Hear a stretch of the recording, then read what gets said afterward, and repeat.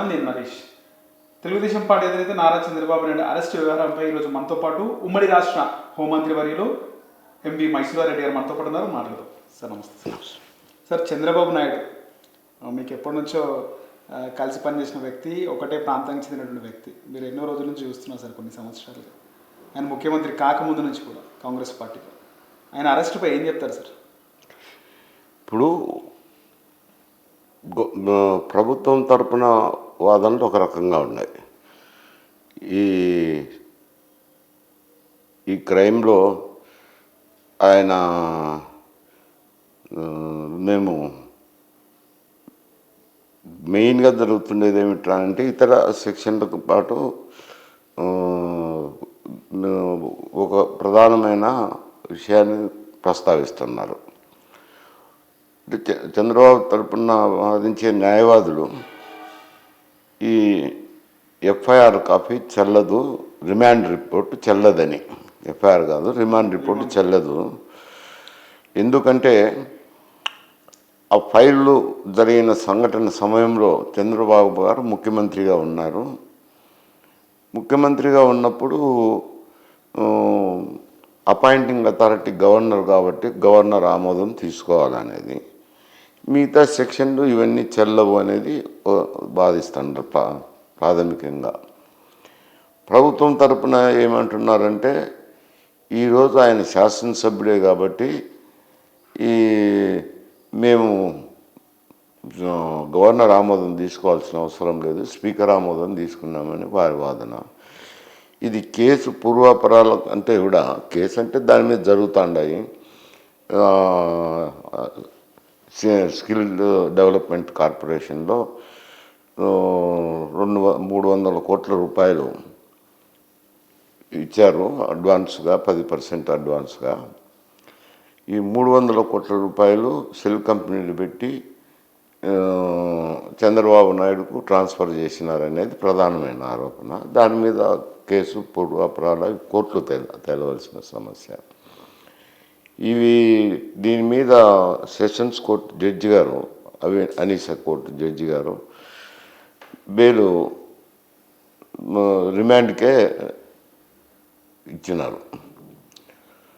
రిమాండ్కి ఇచ్చిన తర్వాత దాని మీద హైకోర్టులో పిటిషన్ వేసినారు. రిమాండ్ రిపోర్టు చెల్లదంటూ, ఇంత పర్మిషన్ తీసుకోలేదు, మిగతా సెక్షన్లు ఉన్నాయి, ఇవి అప్లికబుల్ కాదు అని చెప్పి అక్కడ ఒక పిటిషన్ ఫైల్ చేసినారు. అవి విచారణలు అయిపోయినాయి, వాద ప్రతివాదనలు అయిపోయినాయి, జడ్జిమెంట్కి రిజర్వ్ చేసినారు. ఈ ఎఫ్ఐఆర్ అయితే రిమాండ్ రిపోర్ట్ అయితే చెల్లదనే దానికి. ఇవి కాక 2-3 కేసులు కూడా మళ్ళీ ఫైల్ చేస్తానట్టుంది. ఒకటి పీటీ వారెంట్కి అప్లై చేసినారు, ఏదో టెట్ స్కామ్లో. ఇంకొకటి ఇంటర్నల్ రింగ్ రోడ్లో అవకతవకలు జరిగినాయనేది, అది కూడా సెషన్స్ కోర్టులో బెయిల్ వాదనలు ముగిసినాయి. Inner ring road.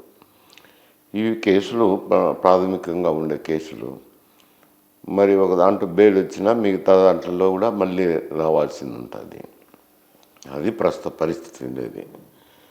మరి ఈ విషయం మీద కోర్టు నిర్ణయం తీసుకోవాలి కాబట్టి దాని మీద నిజాలు కానీ మాట్లాడేదానికి అవకాశం లేదు. అది కోర్టులో ముందరుంది కాబట్టి ఆ అంశం.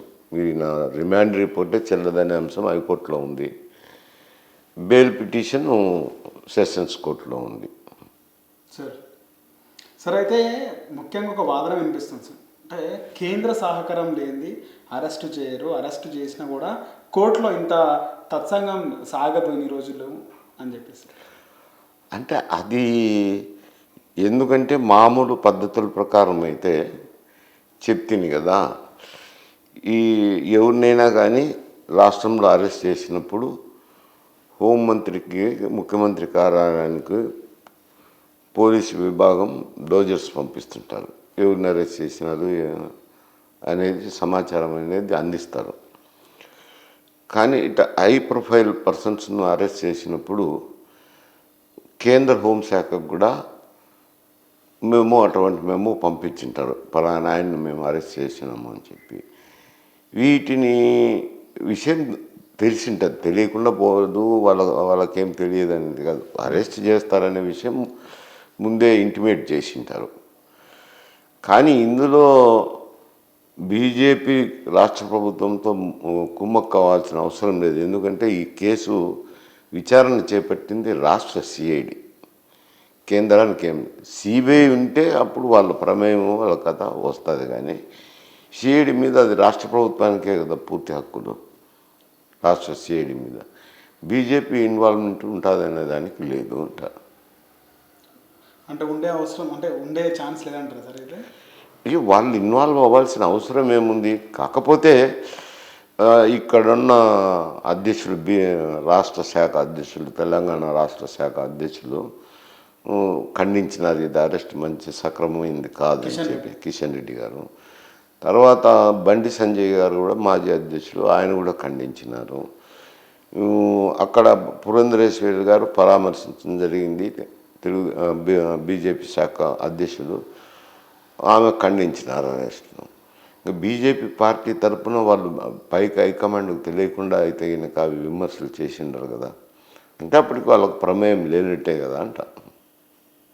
సార్ అలాగే ఈ కేసులో ముఖ్యంగా చూసుకుంటే వెంకయ్యనాయుడు ఆయన పవర్లో ఉంటే చంద్రబాబు సేఫ్ అయ్యేవాడు అని చెప్పి కూడా ఒక వాదన వినిపిస్తుంది. వెంకయ్యనాయుడికి సంబంధం ఏముంది? ఆయన పవర్లో ఉంటే ఆయన వైస్ ప్రెసిడెంట్గా ఉన్నారు, గతంలో స్పీకర్గా కేంద్ర మంత్రిగా ఉన్నారు. అప్పుడు అది ఎప్పుడో జరిగింది. ఇప్పుడైతే ఆయన అధికారంలో లేడు కదా, ఉంటే ఇది జరిగేది కాదనే దానికి దాని హైపాథెటికల్ క్వశ్చన్, దానికి సమాధానం ఏముంటుంది? సార్ మీ సుదీర్ఘ రాజకీయ జీవితంలో చూస్తున్నారు కదా, ఈ అరెస్ట్ మీరు అనుకున్నారంటే చంద్రబాబు నాయుడు ఎప్పుడైనా ఇలా అరెస్ట్ అవుతాడు, ఇలా ఉంటుందని? అంటే ఈ కేసులు 2018లో ఈ కేసు రిజిస్టర్ చేయడం జరిగింది. 2018లోనే? 2018. అంటే అప్పటికి ప్రతిపక్షంలో ఉన్నారు కదా సార్? కాదు, 2018లో నమోదు చేశారు కేసు. అంటే అప్పటికి ప్రతిపక్షంలో ఉండొచ్చు, అధికారంలో వైఎస్ఆర్సీపీ ఉంది, అవకతవకలు జరిగినాయని కేసు ఫైల్ చేసినారు. అప్పుడు కొందరిని అరెస్ట్ కూడా చేయడం జరిగింది. ఆ స్కిల్ డెవలప్మెంట్ సంబంధించిన అధికారులను, ప్రమోటర్ను, ఎవరెవరినో కొందరిని అరెస్ట్ చేశారు. వారికి బెయిల్ వచ్చింది. తర్వాత అది విచారణ కూడా జరిగింది. విచారణ జరిగిన తర్వాత జడ్జిమెంట్ రిజర్వ్డ్ పోయింది. కాబట్టి ఎవరు అనుకునేదానికి లేదు. ఆల్ ఆఫ్ సడన్ ఆ కేసులోనే మళ్ళీ ఎఫ్ఐఆర్లో A37గా చేర్చి A1గా ముద్దాయిగా చేర్చడం జరిగింది. ఇది ఇటీవల కాలంలో ఈ క్రమంలో జరిగింది కదా, అంతకుముందు జరగలేదు కదా. ఊహించేదానికి ఏముంది? ఏదైనా కేసులు ఉంటే ఊహించాలా, అప్పుడున్న కేసులో లేరు, ఇప్పుడు వచ్చినారు లేటెస్ట్గా. ఓకే సార్, అలాగే ముఖ్యంగా ఈ కేసు కొలిక్కి వచ్చే అవకాశం ఉందా సార్? లేకపోతే మళ్ళీ అయినా ఈ జ్యుడిషియరీ రిమాండ్ తర్వాత జైల్లో గడపాల్సి ఉంటుందా చంద్రబాబు నాయుడు? ఇప్పుడు రేపు ఏదైనా హైకోర్టులో ఏం తీర్పు వస్తుందో, రిమాండ్ రిపోర్టు చెల్లదు అని అంటే ఆయన ఆటోమేటిక్గా బయటకు వచ్చేస్తాడు. లేదో వాళ్ళు కూడా లోయర్ కోర్టుతో ఏకీభవించినారనుకో, మళ్ళీ బెయిల్ పిటిషన్ వేసుకోవాల్సింది ఉంటుంది. ఇప్పుడు సెషన్స్ కోర్టులో అయితే బెయిల్ పిటిషన్ పెండింగ్లో ఉంది. జడ్జి గారు ఏం చెప్పారంటే, పైన మీరు రిమాండ్ రిపోర్ట్ మీద హైకోర్టులో వేసినారు కదా, ఆ కేసు తగిన తర్వాత విచారణ టేకప్ చేస్తారన్నారు బెయిల్ పిటిషన్ మీద. ఎందుకంటే సెషన్ కోర్టులో రిమాండ్ చేసినారు కాబట్టి ఇక అప్పుడు బెయిల్ ఏమవుతుంది అనేది వేచి చూడాల్సిందే. ఆడ లేదనుకో మళ్ళీ హైకోర్టుకు పోతారు, హైకోర్టు కాకపోతే సుప్రీంకోర్టుకు పోతారు బెయిల్ పిటిషన్ మీద. అవన్నీ జరుగుతాయి, న్యాయయుతంగా అంతా జరుగుతుంది జరిగేదంతా. సార్ వచ్చే ఎన్నికల్లో ఈ చంద్రబాబు అరెస్ట్ ఎలాంటి ప్రభావం చూపిస్తుంది సార్ ఎన్నికల్లో? తప్పకుండా. ఎందుకు అని అంటే ఈ కేసు కూడా చిన్న కేసు, దాంట్లో ఇవన్నీ లొసుగులు అయితే ఉన్నాయి. ఉండినప్పుడు ఇప్పుడు విచారించినప్పుడు అక్కడక్కడ జనం కొంచెం తెలుగుదేశం పార్టీకే మైలేజ్ వచ్చింది అరెస్ట్ చేయడం వల్ల అని అంటారు. అంటే మైలేజ్ వచ్చిందంటే ఆయనకే మేలు జరిగినట్టు ఈ అరెస్టు. వైఎస్ఆర్సీపీకి నష్టం జరిగింది అని అనేది ఉంది, జనంలో కూడా ఉంది. దానివల్ల కొంచెం మైలేజ్ పెరిగినప్పుడు తెలుగుదేశంకు మేలేజ్ జరుగుతుంది కదా. మేలు జరుగుతుందంటారా సార్? మామూలుగా మాట్లాడితే ఎక్కడున్నా కానీ ఇది సమయం కాదు, సందర్భం కాదు, ఎన్నికల సంవత్సరము. ఈ ఎన్నికల సంవత్సరంలో ఈ ఫ్యాగన్లో ఇది పెట్టుకోవాల్సింది కాదు. పెట్టుకునే దానివల్ల కాస్త కూస్తో సింపతి పెరుగుతుంది కదా. పెరిగినప్పుడు అది తెలుగుదేశంకి అడ్వాంటేజ్ అవుతుంది అంటే ఎవరైనా అడిగితే కనుక చెప్తున్నారు. సార్, మీరు చూస్తున్నటువంటి రాజకీయాలు దాదాపు దశాబ్దాల కాలంగా ఉన్నారు. తెలుగు రాష్ట్రాల్లో ముఖ్యంగా ఉమ్మడి ఆంధ్రప్రదేశ్లో ఇలాంటి ఘటన ఎప్పుడైనా చోటు చేసుకుందా సార్? ఒక ప్రతిపక్ష నాయకుడిని అంటే ఇటువంటి అంటే జగన్మోహన్ రెడ్డి ఆల్రెడీ కేసు ఉంది అనుకోండి. మాజీ ముఖ్యమంత్రిని ఇలా అరెస్ట్ చేయడం, మాజీ ముఖ్యమంత్రులు ఏదో ప్రివెంటివ్ అరెస్ట్ అటువంటివి ఏదో జరిగేటి, కానీ ఇట్లా కేసు అవినీతికి పాల్పడినారు అని కేసులు పెట్టలేదు, అరెస్టు జరగలేదు. సార్ ముఖ్యంగా ఫిలిం ఇండస్ట్రీ నుంచి పెద్దగా స్పందన లేదు సార్. చంద్రబాబు నాయుడు నార్మల్గా ఫిలిం ఇండస్ట్రీతో బాగా క్లోజ్గా ఉండేవారు కదా. ఫిలిం ఇండస్ట్రీకి దీనికి సంబంధం ఏముంది? ఇది రాజకీయాలకు సంబంధించిన వ్యవహారం. రాజకీయంగా అంటే చాలామంది నాయకులు దేశంలో ఉండేవాళ్ళు, అన్ని పార్టీలకు చెందిన నాయకులు కూడా ఖండించినారు కదా. అరెస్టు సక్రమమైంది కాదు అని చాలామంది ఇతర పార్టీల నాయకులు కూడా స్టేట్మెంట్లు అయితే ఇచ్చినారు. ఇది మంచిది కాదు, మంచి సాంప్రదాయం కాదని అయితే ఇచ్చినారు. ముఖ్యంగా పవన్ కళ్యాణ్ అంటే ముఖ్యంగా జగన్ అటు చంద్రబాబు డిఎన్డి ఉన్నప్పుడు పవన్ కళ్యాణ్ మూడో ప్రత్యామ్నాయం సార్, మూడో వ్యక్తి. అలాంటి వ్యక్తి వచ్చి చంద్రబాబుకి సపోర్ట్ ఇచ్చాడు కదా సార్. ఆయనది ఎట్లా చూస్తున్నారు మీరు ఆయన సపోర్ట్? ఆయనది సినిమా పరిశ్రమతో దృక్పథం పెట్టుకొని చూడాల్సిన అవసరం లేదు. ఇప్పుడు ఆయన జనసేన పార్టీ పెట్టినాడు, ప్రచారం చేస్తున్నాడు, రేపు ఎన్నికల్లో నిలబడదలుచుకున్నాడు. ఇంత మునుపంతా నేను వైఎస్ఆర్సీపీ వ్యతిరేకమైన ఓటు చీలనివ్వను అని అంటున్నారు.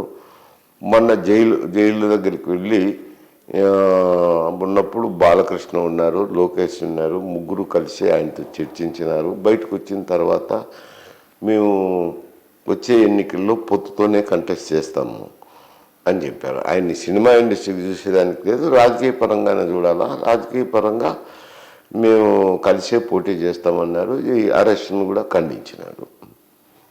కేసు అక్రమంగా పెట్టినారన్నారు, ఇది అరెస్ట్ను ఖండిస్తానని చెప్పేసినారు.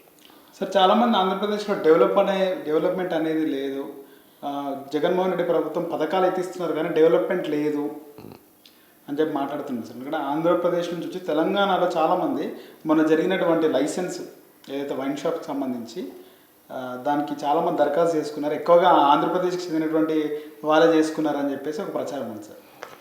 అంటే అది డెవలప్మెంట్కు మద్యం షాపుల టెండర్లో పాల్గొనే దానికి సంబంధం లేదనుకో. ఎందుకంటే మద్యం వ్యాపారం చేసే వాళ్ళు అక్కడ ఆంధ్రాలో పాల్గొంటారు, ఇక్కడ తెలంగాణలో పాల్గొంటారు. అది హైదరాబాదు ప్రాముఖ్యత ఉంది కాబట్టి హైదరాబాద్లో కొనచ్చు. అక్కడ కూడా డెవలప్మెంట్ ఏమి రానంటే అక్కడున్న వైఎస్ఆర్సీపీ ప్రభుత్వం ఎక్కువగా సంక్షేమ పథకాల మీద కేంద్రీకృతం చేశారు. వాళ్ళకు వచ్చే ఆదాయం చూసుకోవాలి కదా. ఆదాయం చూసుకున్నప్పుడు ఇప్పుడు 1,20,21 బడ్జెట్ అంచనాల ప్రకారం యాక్చువల్ అకౌంట్స్ అప్పుడు వస్తాయి 2021, 22 అంటే రివైజ్డ్ ఎస్టిమేట్స్ ఉంటాయి, 22-23 బడ్జెట్ అంచనాలు ఉంటాయి. కాబట్టి 2021 చూసినప్పుడు 1,10,000 కోట్ల రూపాయల ఆదాయం వస్తుంది. 1,10,000 కోట్లలో రెవెన్యూలో ఒక 45% దగ్గర జీతభత్యాలు శాలరీస్కు పోతాయి, జీతభత్యాలు పోతాయి, పెన్షన్స్కు పోయినప్పుడు మిగతా 55% కూడా కొంత డెవలప్మెంట్కి పెట్టుకోవాలా, కొంత సంక్షేమ కార్యక్రమాలు పెట్టుకోవాలా. ఎందుకంటే నేను సంక్షేమ కార్యక్రమాలు చేపట్టేదానికి నేను ఎప్పుడు వ్యతిరేకం కాదు. పన్నుల వ్యవస్థ అక్కడ ఉంది. పేదవాడు ఒకే రకంగా పన్ను కడతాడు, సావుకారి ఒకే రకంగా పన్ను కడతాడు. ఒక పన్ను ఏమిటంటే ఇన్కమ్ ట్యాక్స్, అది వేరు సమస్య, అది కేంద్ర ప్రభుత్వానికి పోతుంది. ఇన్కమ్ ట్యాక్స్ ఆ లైన్లోకి వచ్చే వాళ్ళు కొందరే ఉంటారు, ఒక 5% మంది 10% మంది. మిగతా వాళ్ళంతా మధ్యతరగతి కుటుంబాలకే ఉంటారు, పేదవారు ఉంటారు. వాళ్ళ మీద ఆ ఇన్కమ్ ట్యాక్స్ ప్రభావం అనేది ఉండదు. మిగతాది ఏమిట్రానంటే జిఎస్టీ అనేది ఇప్పుడు అందరికీ తెలిసిపోయింది. పూర్వం అయితే కమర్షియల్ ట్యాక్స్ అంటున్నారు, వ్యాట్ అంటున్నారు, అప్పుడు తెలిసేది కాదు. కానీ ఇప్పుడైతే ప్రతి బిల్లులోనూ వేస్తున్నారు జిఎస్టీని. స్టేట్ జిఎస్టీ, సెంట్రల్ జిఎస్టీ అని వేస్తున్నారు. వీళ్ళకి వచ్చే ఆదాయము కేంద్రంకు పోయిన పన్నుల వాటాల నుంచి గాడ్గిల్ ఫార్ములా ప్రకారము కొంత వస్తుంది. మిగతాదంతా ఈ జిఎస్టీలో వస్తుంది ఆదాయం. వచ్చిన ఆదాయంలో చెప్పింది కదా, ఈ విధంగా ఖర్చు పెట్టుకొని డెవలప్మెంట్ పెట్టాలి. పెట్టకుండా సంక్షేమ కార్యక్రమాలకే ఖర్చు పెడుతున్నారు. పెట్టిన దానివల్ల ఆ బడ్జెట్ కూడా చాలక, వచ్చే ఆదాయం కూడా చాలక కొంత అప్పులు కూడా చేయాల్సింది వస్తుంది. ఏమవుతుంది అంటే సంక్షేమ కార్యక్రమాల్లో వచ్చిన డబ్బు ఏమైనా ఆదా అవుతుందా, కుటుంబం యొక్క అభివృద్ధి చెందుతుందా అంటే అది కనపడడం లేదు. మద్యపాన నిషేధం అని పెట్టినారు. మద్యపాన నిషేధం చేస్తాను అంచెలంచెలుగానే అని మద్యపానం నిషేధము ధరలు పెంచితే కనుక తాగేది తగ్గిపోతుంది అని చెప్పి ధరలు విపరీతంగా పెంచినారు. ఇక్కడ ఈ సంక్షేమ పథకాలు ఒక 40% మంది 50% మందికి వస్తున్నాయి, మిగతా వారికి రావడం లేదు. కండిషన్స్ పెట్టినారు ఒక 14. ఏమిట్రా అంటే 300 యూనిట్లు విద్యుత్ కాలిందనుకో నువ్వు అనర్హుడివి, లేదు మీ కుటుంబంలో ఎవరన్నా చదువుకొని ఉద్యోగం చేస్తుంటే నువ్వు అనర్హుడివి. అట్లా ఆ జాబితా ప్రకారం తీసుకోవడంతో ఒక 40% మంది 50% మందికి ఈ సంక్షేమ పథకాలు రావడం లేదు. మిగతాది వచ్చేది ఒక 50% మందికి వస్తున్నాయి. వచ్చిన వాళ్ళ ఇళ్ళల్లోని ఎవరో ఒకరు ఈ మద్యం తాగేవాడు ఒకడు ఉన్నాడంటే చాలు, ఈ ఇచ్చిన డబ్బు అంతా మళ్ళా బ్రాందీ షాప్కే పోతుంది. వాళ్ళు ఏమంటారంటే కొందరు సంక్షేమ పథకాలు అబ్బిన వారు కూడా ఈ చేత్తో ఇచ్చే ఈ చేత్తో తీసుకుంటాననే పద్ధతుల్లో మాట్లాడుతున్నారు. తెలుస్తుంది కదా, జిఎస్టీ ఉంది, మద్యం రేట్లు పెరిగినవి, ఇవన్నీ పెరిగి ధరల ప్రభావం కూడా అట్లే ఉంది. పేదవానికి కానీ ఎవరికైనా కానీ అదే వస్తుంది. ఇప్పుడు కాఫీనే తీసుకోండి, కాఫీ తీసుకుంటే కాఫీలో చక్కెర మీద పన్ను ఉంది, పాల మీద పన్ను ఉంది, డికాక్షన్ మీద పన్ను ఉంది, తాగే కప్పు మీద పన్ను ఉంటుంది, జిఎస్టీ. అంటే 4 పన్నులు ఉన్నాయి. ఈ కొంచెం అప్పర్ క్లాస్ వాళ్ళు వీళ్ళంతా ఏదో షుగర్ వ్యాధి ఉందని షుగర్ వేసుకునే వాళ్ళు, వేసుకుంటే షుగర్ వ్యాధి వస్తుందని వేసుకునే వాళ్ళు కొంచెం ఒక 1/2 కప్పో 3/4 కప్పో తాగుతారు. అదే గుడిసెలోకి వెళితే పేదవాడు ఏం చేస్తాడు, ఇంత గ్లాసు తాగాల్సింది వస్తుంది. భోజనం తిన్నా పని చేయాలి కాబట్టి, కష్టజీవి కాబట్టి సంతోషంగా తింటాడు. అంటే ఎవరు ఎక్కువ పన్ను కడుతున్నారు, తుదకు వాడే కదా. యావరేజ్ మీద చూసుకుంటే ఏదో కాస్ట్లీ ధరలు వీటిని బట్టి వాటిని బట్టి ఒక 10% తేడా ఉంటుంది పేదవానికి కానీ అట రిచ్ మ్యాన్కి కానీ.